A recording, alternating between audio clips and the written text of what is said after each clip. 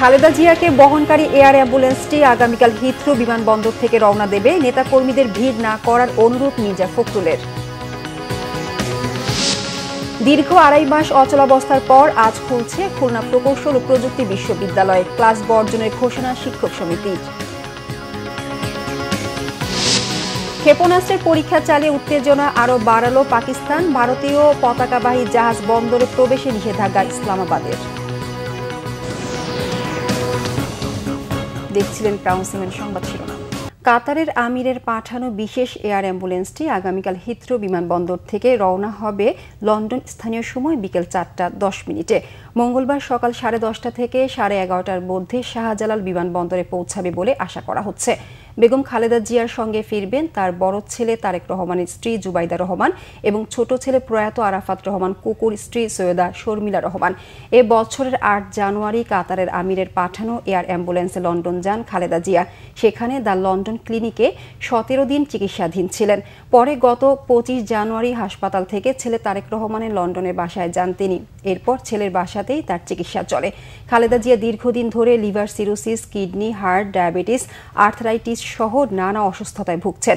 গত 5 আগস্ট ছাত্র জনতার অভ্যুত্থানে আওয়ামী লীগ সরকারের পতনের পর রাষ্ট্রপতির এক আদেশে খালেদা জিয়া মুক্তি পান।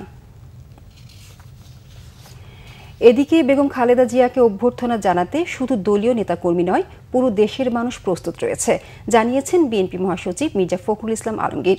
রাস্তায় যানজট সৃষ্টি না করে দুই পাশে পতাকা হাতে নেতাকর্মীদের দাঁড়িয়ে থাকার আহ্বান জানান বিএনপি মহাসচিব। নেতাকর্মীদের কাছে আমাদের আবেদন থাকবে যে তারা অত্যন্ত শৃঙ্খলা সহকারে রাস্তার দুই ধারে কোনো যানজট সৃষ্টি না করে তারা তাদের নেত্রীকে, এই মহান নেত্রীকে তারা অভ্যর্থনা জানাবেন। আমরা যেটা সাজেস্ট করেছি যে এক হাতে জাতীয় পতাকা আর এক হাতে দলীয় পতাকা দিয়ে আমরা তাকে অভ্যর্থনা জানাবো। দীর্ঘ ২.৫ মাস অচলাবস্থার পর আজ থেকে খুলনা প্রকৌশল ও প্রযুক্তি বিশ্ববিদ্যালয় কুয়েটে এর ক্লাস শুরু হওয়ার কথা থাকলেও দেখা দিয়েছে অনিশ্চয়তা। ছাত্র আন্দোলন ঠেকাতে গিয়ে তদন্ত ছাড়াই বিশ্ববিদ্যালয়ের ভিসি ও প্রো ভিসিকে অব্যাহতি দেয়া ও শিক্ষক শিক্ষার্থীর উপর হামলাকারীদের বিচার দাবিতে ক্লাস বর্জনের ঘোষণা দিয়েছে শিক্ষক সমিতি। খুলনা থেকে আতিয়ার পারভেজের রিপোর্ট। 18 ফেব্রুয়ারি কুয়েট ক্যাম্পাসের বাইরে ছাত্রদলের সদস্য সংগ্রহ কর্মসূচিতে বাধা দেয় বিশ্ববিদ্যালয়ের শিক্ষার্থীদের একটি অংশ। এর জেরে সংঘর্ষে আহত হয় ১.৫ শতাধিক শিক্ষার্থী। পুরো ঘটনার সাথে ভিসির সরাসরি সম্পৃক্ততা না থাকলেও নিরাপত্তা ইস্যুতে তাকে লাঞ্ছিত করা হয়। শেষ পর্যন্ত লাগাতার আন্দোলনের মুখে অব্যাহতি দেওয়া হয় ভিসি প্রভিসিকে। এ ঘটনায় ক্ষুব্ধ শিক্ষক সমিতি ক্লাসে না ফেরার ঘোষণা দিয়েছেন তারা। আমাদের দাবি এবং ছাত্রদেরও দাবি, এটা একটা কমন দাবি যে যারা দোষী তাদের বিচারের ব্যবস্থা করে শিক্ষার সুষ্ঠু পরিবেশ নিশ্চিত করে কার্যক্রম শুরু করা। শিক্ষকবৃন্দ এই দাবিতে অনড় আছে এবং সেই দাবিতেই 4 তারিখ থেকে ক্লাস বর্জন করার, একাডেমিক কার্যক্রমে অংশগ্রহণ না করার বা বিরত থাকার অবস্থান নিয়েছে। এটা বাতিল করেনি। এখানে একটা ভুল বোঝাবুঝি হয়েছে, অথবা আমি বলবো যে প্রশাসনের যদি পদ্ধতিগত ভুল বা একটা আন্দোলন চলাকালীন সময়ে একটা ভুল বার্তা গিয়েছে।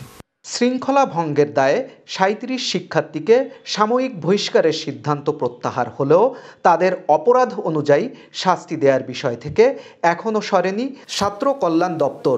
শৃঙ্খলা কমিটির কাজটা হলো ওই পূর্ণ বিবেচনা করে ছাত্রদেরকে তাদের আত্মপক্ষ সমর্থন করার পরে ছাত্র নিজেকে নির্দোষ প্রমাণ করতে পারে। নির্দোষ প্রমাণ করলে তো তার বিচার একরকম, আর যদি নির্দোষ প্রমাণ করতে না পারে তার জন্য অন্যরকম, এরকম আর কি, মানে একবারে পুঙ্খানু বিশ্লেষণ করে।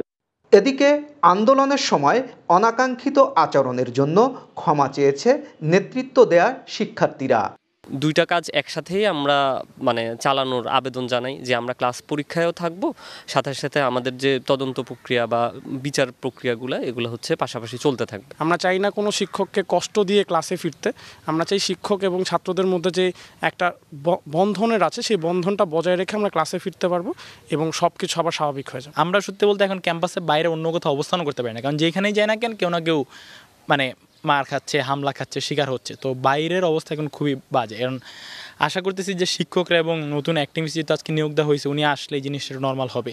কুয়েটের অচলাবস্থা কাটাতে চুয়েটের প্রফেসর ডক্টর মোহাম্মদ হজরত আলীকে অন্তর্বর্তীকালীন ভিসি নিয়োগ দেওয়া হয়েছে।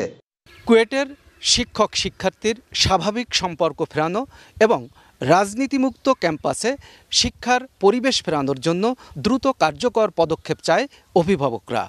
আতিয়ার পারভেজ, বাংলা ভিশন, খুলনা। এই ছিল এখনকার মতো, পরের সংবাদ সকাল 11টায়।